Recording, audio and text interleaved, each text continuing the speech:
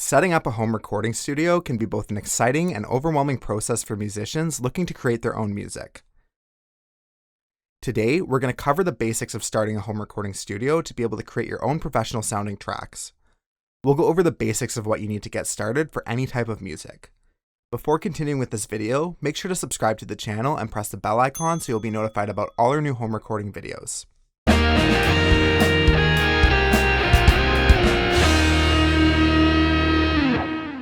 Setting up your home recording studio will depend a lot on your budget and recording goals. To start music recording, we'll go over the digital audio workstation, audio interface, headphones or speakers, microphones, MIDI controllers, and accessories needed to put together a basic home recording studio. Digital audio workstations. The digital audio workstation is the center of your home recording studio. This is the software that we run on our computer that does all the multi-track recording, audio editing, virtual instruments, MIDI, mixing and effects, and finally exports our song as a file. There's lots of different free and paid digital audio workstations available. Some of the more popular paid versions are Avid Pro Tools, Steinberg Cubase, Ableton Live, Persona Studio One, Logic, and FL Studio. For some free versions, Traction Waveform is an easy-to-learn digital audio workstation with a simple layout and lots of professional features. Other options include Cakewalk by BandLab for Windows users and GarageBand for Mac users. In our home studio, to get started, we just need to select the digital audio workstation that suits our needs best, install it on our computer, and start a new project to get recording. Most digital audio workstations will include some plugins and effects for signal processing, as well as some basic virtual instruments and synthesizers to create electronic music.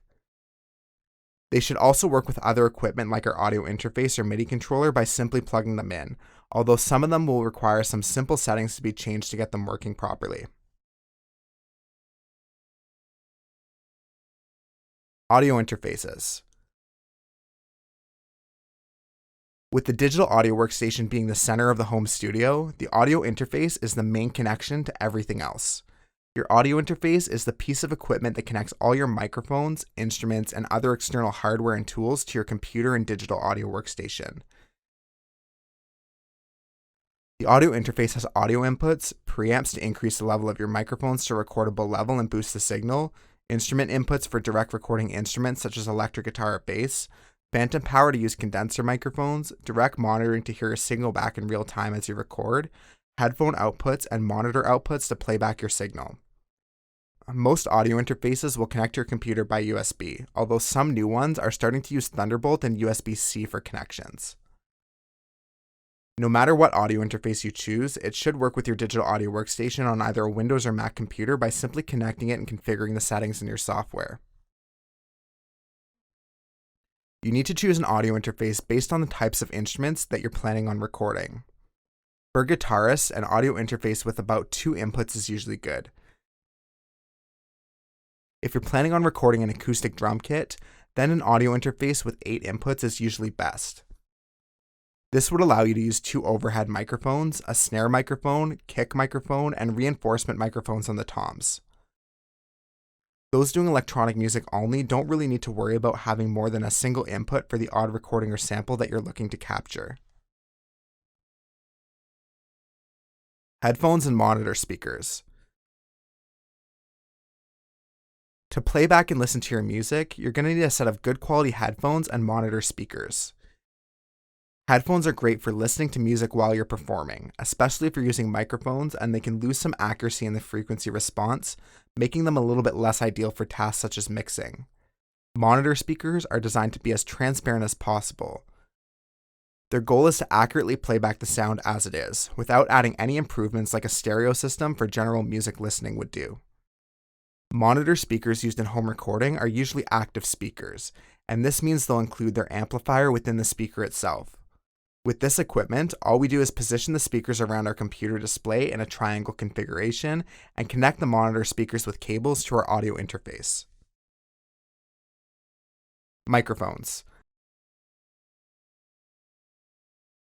To capture your instruments or vocals, you're going to need a few simple microphones. The two most common types of microphones used in the home recording studio are condenser microphones and dynamic microphones. Large diaphragm condenser microphones are the classic types of microphones we associate with recording vocals in a recording studio. There's lots of options available, but a few at the entry-level price point include the Audio-Technica AT2020 and the MXL 990, both of which I use in my home recording studio.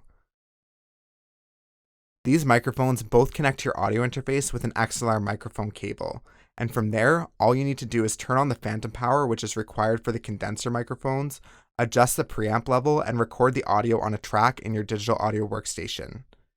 For different instruments like electric guitar amps and drums, a more durable dynamic microphone is better suited. These microphones are a little less sensitive, but great to work around these scenarios.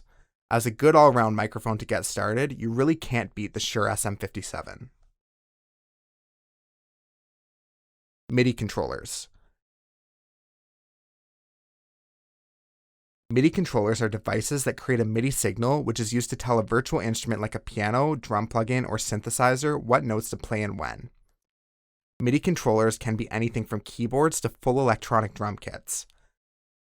They'll often connect your computer as a USB device, or you can use MIDI connections on some audio interfaces. MIDI sends a signal as a note value, timing, and velocity to be played back by any instrument. The great thing about MIDI is it's just a set of instructions, so we can adjust the instructions as much as we need to, changing the performance without damaging the audio quality. We can completely change the notes that were played, or simply adjust the timing to make things more on time. In addition to acting as an instrument, some MIDI controllers also have control surface functions. This lets you use a physical slider, knob, or button to control things like volume or effect controls within your digital audio workstation. Accessories.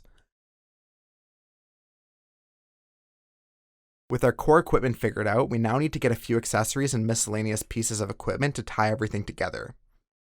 First, all our equipment, such as instruments and microphones, need to connect to our audio interface. The most common cables you'll need for home recording are XLR cables for microphones and high-end audio equipment, and quarter-inch instrument cables for connecting electric guitars and other instruments to your audio interface. If you're planning on recording any vocals, you really need to have a pop filter.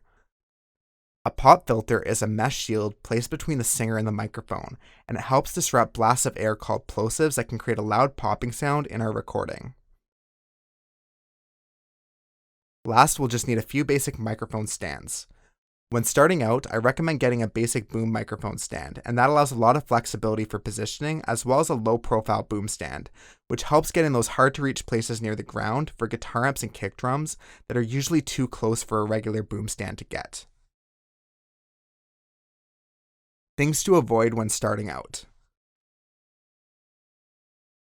Although you may eventually want to expand your recording studio, there are some things that are best to be avoided when just starting out. The goal as a beginner is to get the basics of audio recording down, and while you're still working on that, some things will end up adding extra costs without providing as much return. When starting your home studio, you can usually avoid getting high-end microphones and monitor speakers.